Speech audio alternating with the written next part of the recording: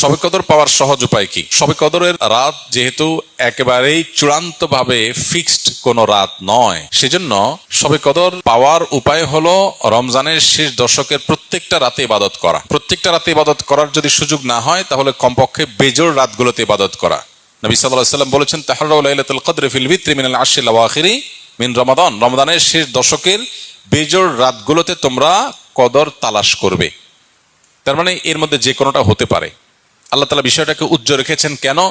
হাফেজ ইবনে হাজার আসকালানী রাহমাতুল্লাহ আলাইহি বিশ্ববিখ্যাত হাদিস ব্যাখ্যাতা, হাদিস বেত্তা, তিনি সহিহ বুখারীর বিখ্যাত ব্যাখ্যা গ্রন্থ ফাথুল বারীতে লিখেছেন যে আল্লাহ রাব্বুল আলামিন লাইলাতুল কদর নির্দিষ্ট একটা রাতকে ফিক্সড করে না দিয়ে, এই যে শেষ দশক আবার বেজোড় রাতগুলোর মধ্যে সম্ভাবনা বেশি, এটা করেছেন যাতে করে আমরা বেশ কয়েকটা রাত ধরে ইবাদত করতে পারি।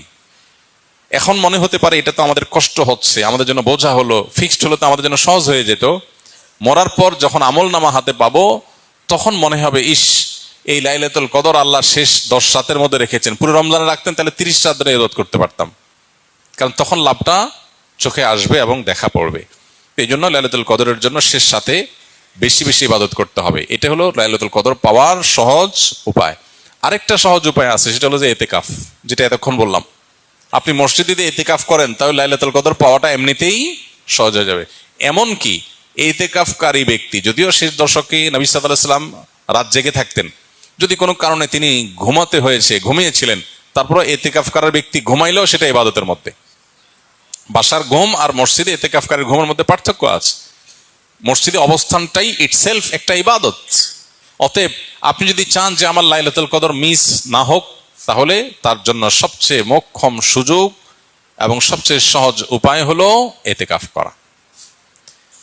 ইতিকাফ অত্যন্ত প্রেমময় একটি ইবাদত, যেটা খুব ভেতর থেকে ফিল করা যায়, আল্লাহর সাথে একান্তে কথা বলা যায়, অনুভব হবে যে আমি আল্লাহর ঘরে আছি, আল্লাহর ঘরে হাজির হয়ে গেছি। সবাই বের হয়ে যাচ্ছে, আমি বের হচ্ছি না, কারণ আমি আল্লাহর ঘরের বন্দী, নিজেকে বন্দী করে ফেলেছি। অন্যরকম এক ফিল আসবে ইনশাআল্লাহ। অনেকেই